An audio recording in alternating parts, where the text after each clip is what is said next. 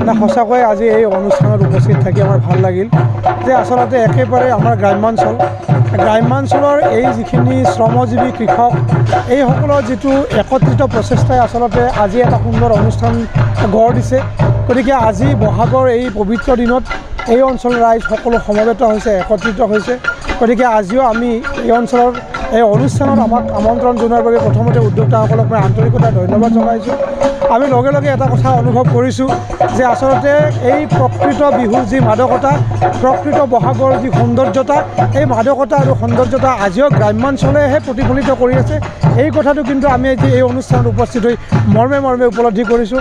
আৰু এই চেগতে এই অঞ্চলত আমি ৰাইজক অনুৰোধ জনাইছোঁ যে যিহেতু বহাগ কেৱল উৎসৱ নহয়, বহাগ কেৱল নৃত্য গীতৰ অনুষ্ঠান নহয়, বহাগেহে অসমীয়া জাতীয় জীৱন সমৃদ্ধ কৰিব লাগিব, বহাগেহে অসমীয়া জাতিটোক জীয়াই ৰাখিব লাগিব।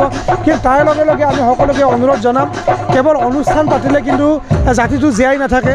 গতিকে এই জাতীয় জীৱনৰ লগত যিখিনি সংশ্লিষ্ট মূল বিষয় আছে, এই বিষয়বিলাকো চিন্তা কৰাৰ প্ৰয়োজন আছে।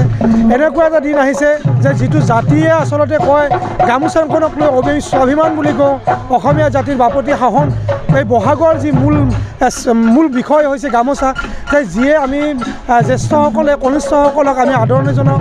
বিভিন্ন আজি অনুষ্ঠান অনুষ্ঠিত কৰি আহিছে, তাত গামোচা দিয়া হয় আৰু গামোচাকে অসমীয়া জাতিৰ স্বাভিমান বুলি কোৱা হয় যে আমি গামোচাক ইমান বেছিকৈ ভাল পাওঁ। কিন্তু এনেকুৱা এটা জাতিত আমি পৰিণত হৈছোঁ যিটো জাতিয়ে এখন বিহুৱান নিজে প্ৰস্তুত কৰিব নোৱাৰা এটা দিন হৈছে, যিটো জাতিয়ে এখন গামোচা নিজে বৈ উলিয়াব নোৱাৰা হৈছে। গতিকে এই জাতিৰ ভৱিষ্যত কি, এইটো এটা ডাঙৰ বিষয়, এটা আজি ডাঙৰ প্ৰশ্ন এটা আমাৰ মনত উদয় হৈছে।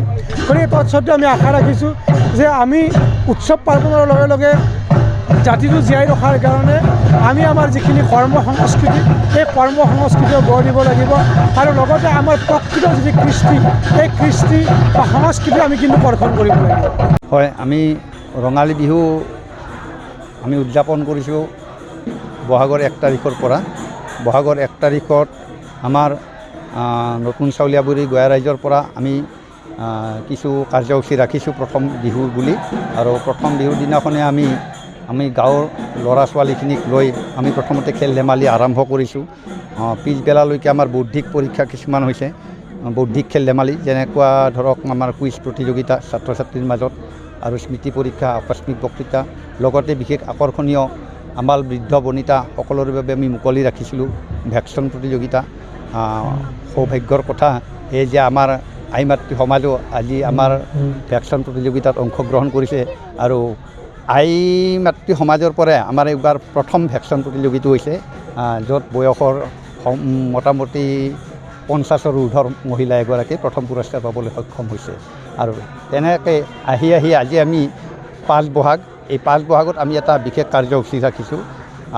আমাৰ হেৰাই যোৱা আগৰ পুৰণি বিহুৰ লগতে আজি মুকলি বিহু আমি প্ৰদৰ্শন আৰু লগতে প্ৰতিযোগিতাৰ আয়োজন কৰিছোঁ।